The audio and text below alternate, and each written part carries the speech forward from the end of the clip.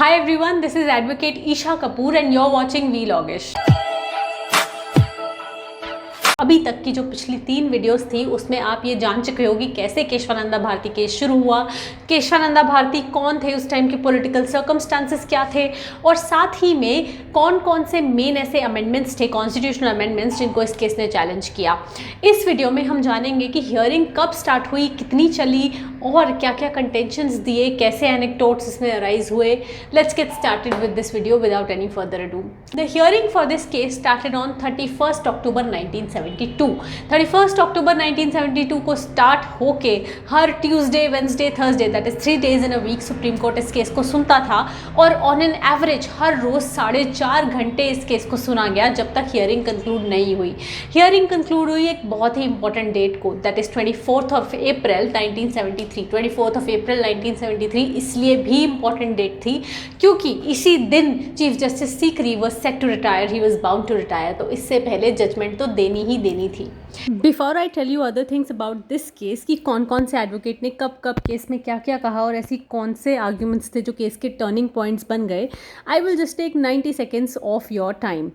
So the organisation, the institution, ऐसा एक online institution जिसने क्लैट AIR 4 रैंक भी दी है, आईलेट AIR 10 रैंक भी दी है और बहुत सारी टॉप रैंक्स दी हैं, वो आपके लिए अब फ्री मॉक टेस्ट लेके आया है। क्लैट के लिए free mock test, free lectures, free sessions, ऐसे आपको बहुत सारा फ्री कंटेंट मिल जाएगा if you are somebody who is preparing for और planning to prepare for the CLAT 2022 exam.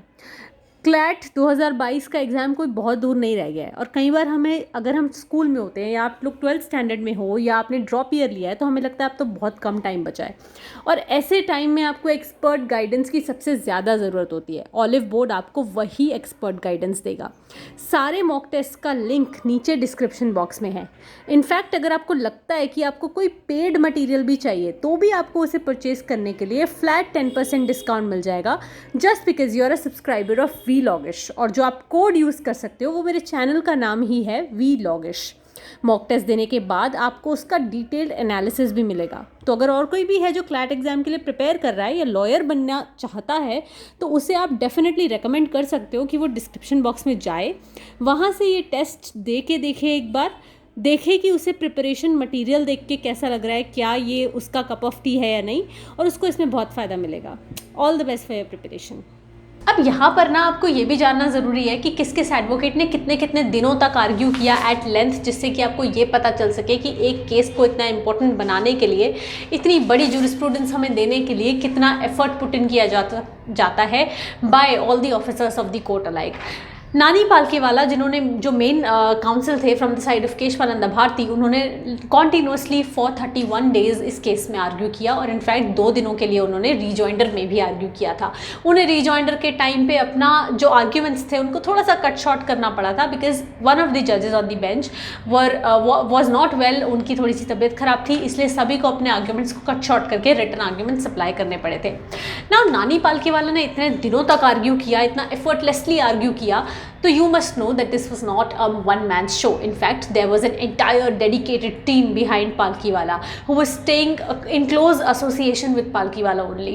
So उस टीम में एक बहुत important advocate थे और वो थे DM पोपट। DM पोपट को नानी ने जो काम दिया था वो था उस दिन के, हर दिन के इनफैक्ट टू डू लिस्ट बनाने में, टास्क लिस्ट बनाने के लिए, और साथ में उस टास्क लिस्ट के हर टास्क के साथ एक एडवोकेट का, टीम मेंबर का नाम लिखने के लिए जो कि उस टास्क को पूरा करेगा।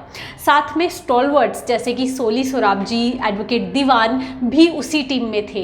ये सब नानी पालकीवाला के जूनियर्स थे और सोली सोराब जी और दीवान को स्पेसिफिकली ये टास्क मिला था कि वो रिसर्च निकालेंगे, वो जजमेंट्स पे फोकस करेंगे और हमेशा कोई भी एक दिन ऐसा नहीं गया जिसमें कि नानी पालकीवाला बिना अपने team member, specially Sorabjee and Diwan से सुबह मीटिंग करे बिना आर्ग्यूमेंट स्टार्ट करने चले गए हो, क्योंकि वही थे जो उनको ब्रीफ करते थे, उनको जजमेंट्स बताते थे उस दिन के आर्ग्यूमेंट्स के लिए, उनको पेपर्स, नोट सप्लाई करते थे।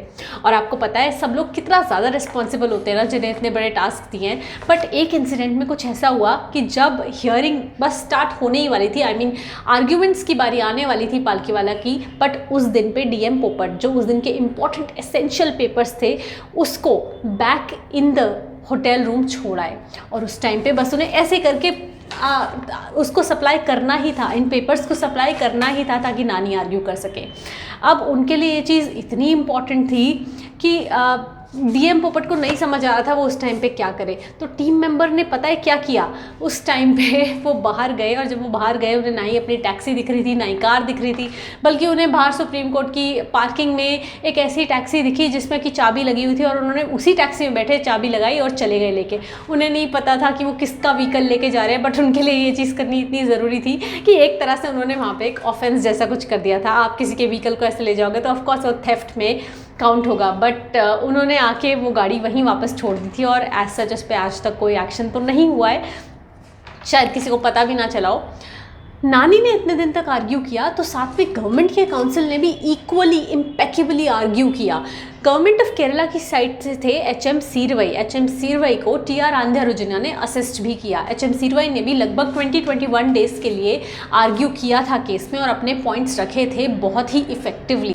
आप लोगों को ये भी पता होना चाहिए कि नानी पालकीवाला और एचएम सीरवई जो इस टाइम पे एक पोलर ऑपोजिट डायरेक्शंस में खड़े होकर एक दूसरे के अगेंस्ट आर्ग्यू कर रहे थे, इन लोगों ने अपने करियर की स्टार्टिंग में जमशेदजी कांगा के चेंबर में एक साथ प्रैक्टिस करना शुरू किया था।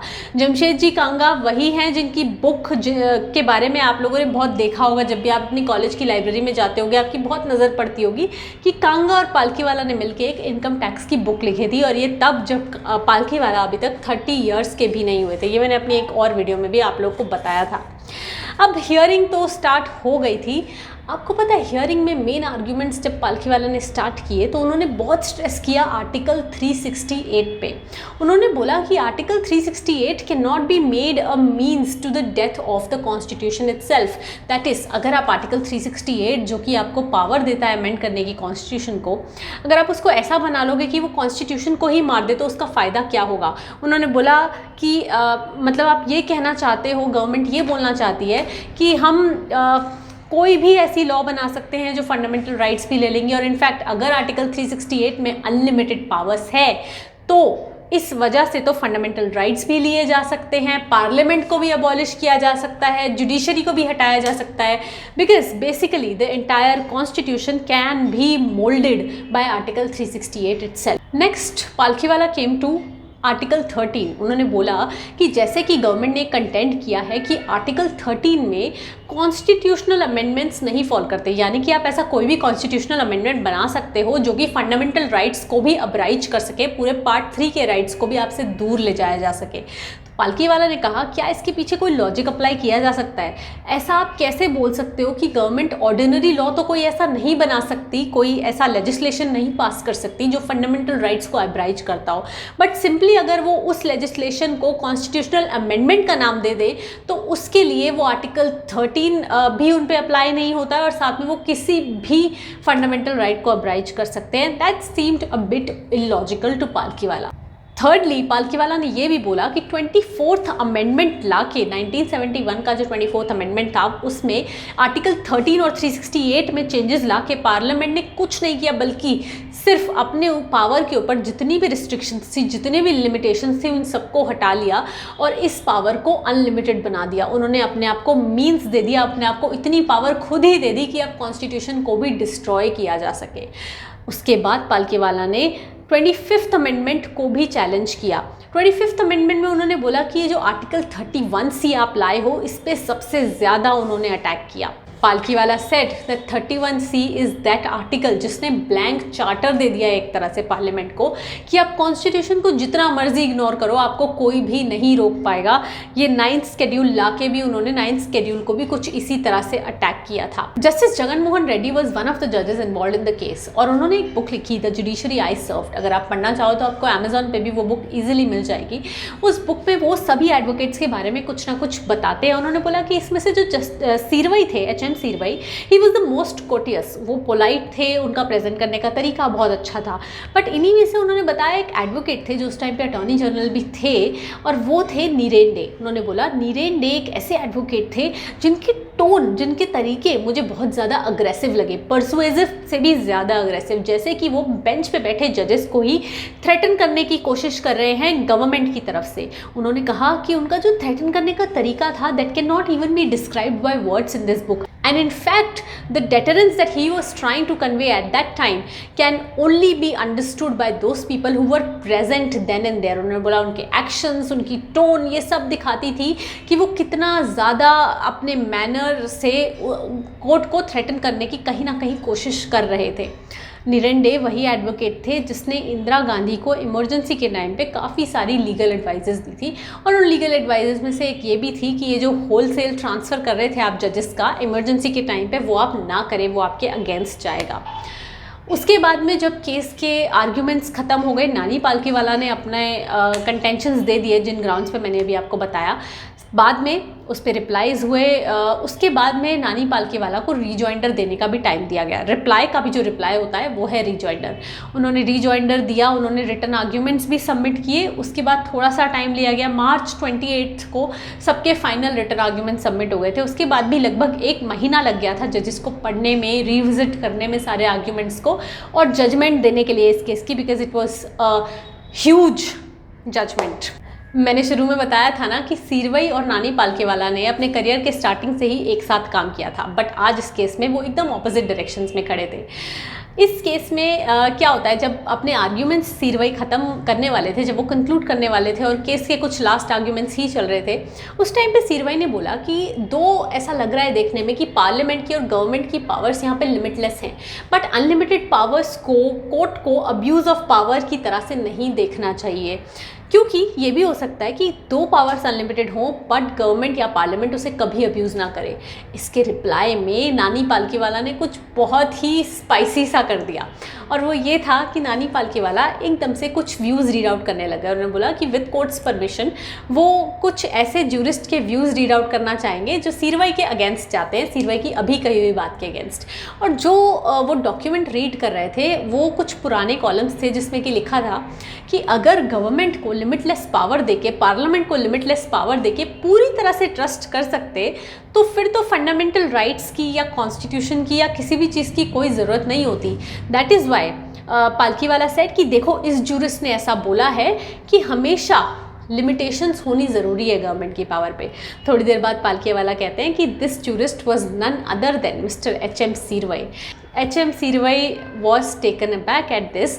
I am not revealing this, but this was revealed by Justice Chandrachud. अभी वाले चंद्रचूड़ नहीं, पुराने वाले चंद्रचूड़ उन्होंने रिवील किया जब वो ग्रैनविल ऑस्टिन को एक इंटरव्यू दे रहे थे, और इसी कॉन्वर्जेशन को ग्रैनविल ऑस्टिन ने अपनी बुक में भी रिप्रोड्यूस किया है। उन्होंने ये बात रिवील की कि इस इंसिडेंट के बाद इनफैक्ट रिपोर्टेडली सीरवई और पालकीवाला ने काफ़ी टाइम तक एक दूसरे से बात तक नहीं की थी, इतने ज़्यादा डिस्टेंस आ गए थे उनके बीच में। इस सीरीज़ की अगर आपने और वीडियोस नहीं देखी हैं तो फटाफट अभी जाके देखो। अगर आप लॉ रिलेटेड व्लॉग्स देखना चाहते हो तो भी आपको मेरे चैनल वी लॉगिश पर बहुत सारे ऐसे व्लॉग्स मिल जाएंगे। Go and watch it now. अगर अभी तक सब्सक्राइब नहीं किया है तो अभी कर लो। I will see you very soon again with a new video on a new concept. Bye for now.